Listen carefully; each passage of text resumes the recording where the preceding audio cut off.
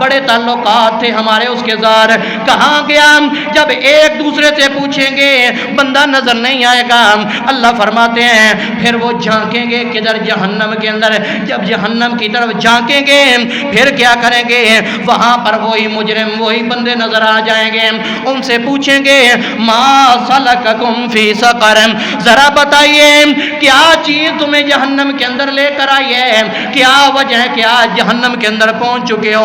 وہ جواب دیتے ہیں لم نک من المصلین، ہم دنیا کے اندر رہ کر نماز نہیں پڑھا کرتے تھے، نماز نہ پڑھنے کی وجہ سے اللہ رب العالمین نے ہمیں جہنم کے اندر ڈال دیا۔ اس لیے میرے نبی نے فرمایا کہ عبادات میں سے قیامت کے دن سب سے پہلے حساب و کتاب ہونا ہے نماز کا ہونا ہے۔ اگر نماز صحیح نکل آئی تو انشاءاللہ سارے اعمال نکلیں گے، لیکن اگر نماز ہی صحیح نہ نکلی تو پھر کیا کریں گے؟ اور اللہ رب العالمین فرماتے ہیں فویل للمصلین، ہلاکت نماز پڑھنے والوں کے لیے۔ یہ تو وہ تھے جو پڑھتے ہی نہیں ہیں، آتے ہی نہیں ہیں، اور کچھ پڑھتے ہیں لیکن ان کے پڑھنے کی نماز طریقہ صحیح نہیں ہے۔ اللہ فرماتے ہیں فویل للمصلین، ہلاکت ہے نماز پڑھنے والوں کے لیے، الذین هم عن صلاتهم ساہون۔ پہلی بات یہ ہے کہ ان کی نماز ایسی ہے جس کے اندر خشوع خضوع نہیں ہے۔ دوسری بات یہ ہے الذین هم یراؤن، اگر وہ نماز پڑھتے ہیں تو دکھلاوے کے لیے پڑھتے ہیں کہ فلاں بندہ مجھے نمازی کہے، فلاں بندہ مجھے نمازی کہے، اس کا کیا بنے گا؟ میرے بھائیوں میں غور کرنا چاہیے کہ آج ہم نماز سے پیچھے ہیں، آج ہم نماز نہیں پڑھتے، قیامت کے دن اللہ کو کیا جواب دیں گے؟ اللہ نے تو سب سے پہلے عبادات میں حساب بھی اس کا کرنا ہے۔ اللہ نے پوچھنا ہے کیا کرو گے، کیا جواب دو گے؟ کہ میرا کاروبار تھا وہ ختم ہو جاتا، گاہک ادھر چلا جاتا، اور میرے پاس ٹائم نہیں تھا۔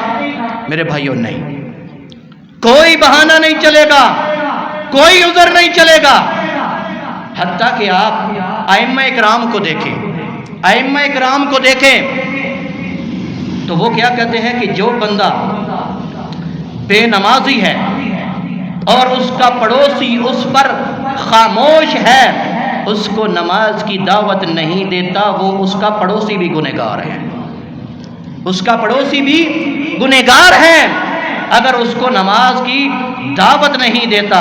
اور یہ جو جماعت کے ساتھ نماز چھوڑنے والا بندہ ہے، ائمہ فرماتے ہیں کہ یہ بندہ جو ہے یہ کافر ہے۔ اور پھر آپ کو پتہ ہے جو کافر ہے اس کا ٹھکانہ دنیا کے اندر کس قبرستان میں ہوگا؟ مسلمانوں کے قبرستان میں تو اس کو کم از کم دفن نہیں کیا جا سکتا۔ تو ہمیں دعا کرنی چاہیے اور اس کے اوپر غور کرنا چاہیے کہ اگر آج تک ہم نے جو کچھ کر لیا ہے، ہم آج ہی اللہ کے ساتھ وعدہ کریں کہ یا اللہ آج کے بعد جہاں بھی ہوں گے، جتنی بھی مصروفیت ہوگی، جتنا بھی اہم کام ہوگا، یا اللہ چھوڑ کے جب کانوں کے اوپر آواز پڑے گی اللہ اکبر کی، اگر نہ بھی پڑے، بجلی نہ ہو یا لاؤڈ سپیکر خراب ہو، میرے پاس موبائل ہے، ہاتھ میں گھڑی ہے، مجھے پتہ ہے 4 بجے نماز ہوتی ہے اور 3:45 بجے اذان ہوتی ہے، یا اللہ میں اسی وقت یہ اپنا کاروبار، اپنی مصروفیت ترک کر کے چھوڑ کے فوراً میں تیری مسجد کے اندر، تیرے گھر کے اندر آؤں گا، میں نماز ادا کر کے پھر اپنا کاروبار کروں گا۔ اللہ ہم سب کو سننے کے بعد عمل کی توفیق عطا فرمائے۔ سبحانک اللہم و بحمدک، اشہد ان لا الہ الا انت، استغفرک و اتوب الیک۔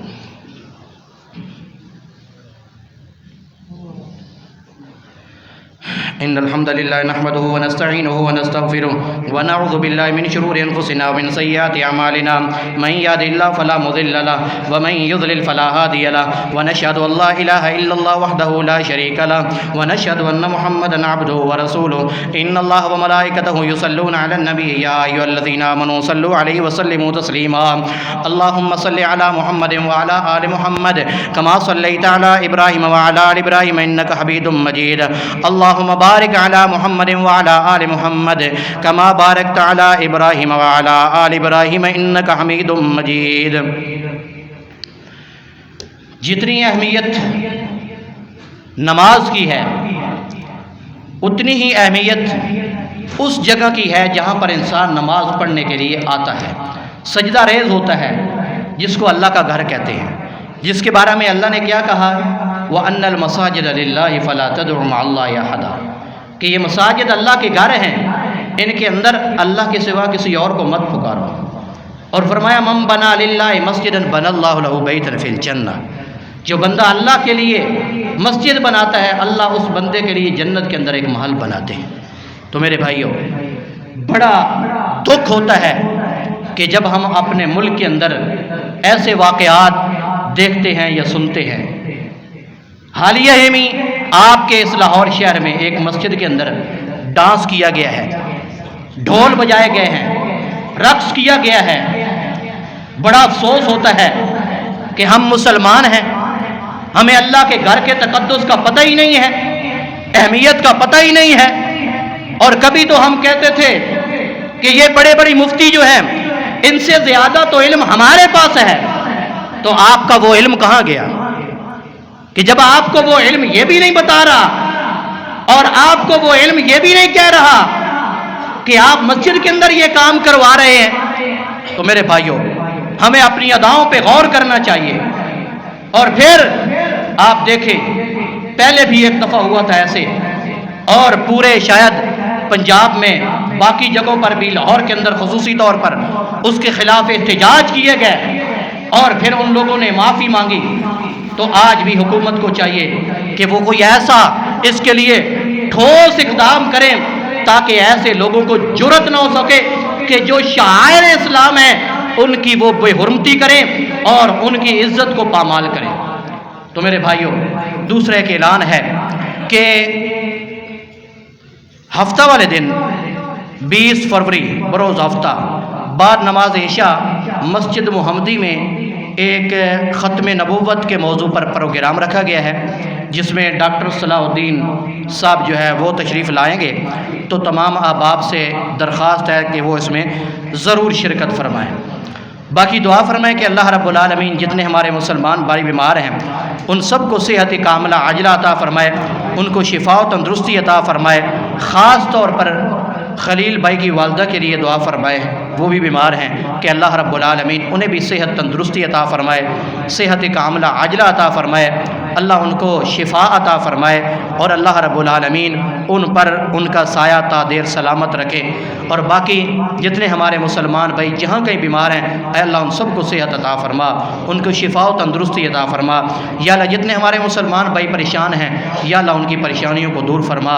یا اللہ جتنے بے اولاد ہیں، یا اللہ ان کو نیک اور صالح اولاد عطا فرما۔ یا اللہ جن کو تو نے اولاد عطا کی ہے، یا اللہ ان کی اولادوں کو نیک اور صالح فرما۔ یا اللہ جتنے ہمارے مسلمان مقروض ہیں، یا اللہ ان کے قرضوں کی ادائیگیوں کے اندر آسانیاں پیدا فرما۔ یا اللہ جتنے ہمارے مسلمان بھائی جہاں کہیں مظلوم ہیں، یا اللہ ان کی مدد فرما۔ یا اللہ ظالموں کو تباہ و برباد فرما۔ یا اللہ جتنے ہمارے مسلمان بھائی جہاں کہیں کفار کے ہاں قید ہیں، یا اللہ ان کو باعزت رہائی نصیب فرما۔ یا اللہ ان کو باعزت رہائی نصیب فرما۔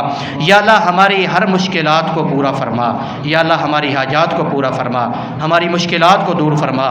یا اللہ ہماری دعاؤں کو قبول فرما۔ یا اللہ جتنے ہمارے مسلمان بھائی فوت ہو چکے ہیں، یا اللہ ان کو معاف فرما۔ یا اللہ درگزر فرما۔ یا اللہ انہیں عذاب قبر سے بچا۔ یا اللہ انہیں عذاب جہنم سے بچا۔ یا اللہ جب تک تو ہمیں زندہ رکھ تو اسلام کی حالت میں زندہ رکھنا۔ یا اللہ جب ہمارا خاتمہ ہو تو خاتمہ ایمان پر فرمانا۔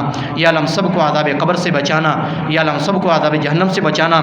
یا اللہ ہم سب کو جنت الفردوس کے اندر اعلیٰ مقام عطا فرمانا۔ یا اللہ ہم سب کو نبی پاک صلی اللہ علیہ وسلم کے ہاتھوں سے حوض کوثر کا پانی نصیب فرمانا۔ یا اللہ ہم سب کو نبی پاک صلی اللہ علیہ وسلم کی شفاعت نصیب فرمانا۔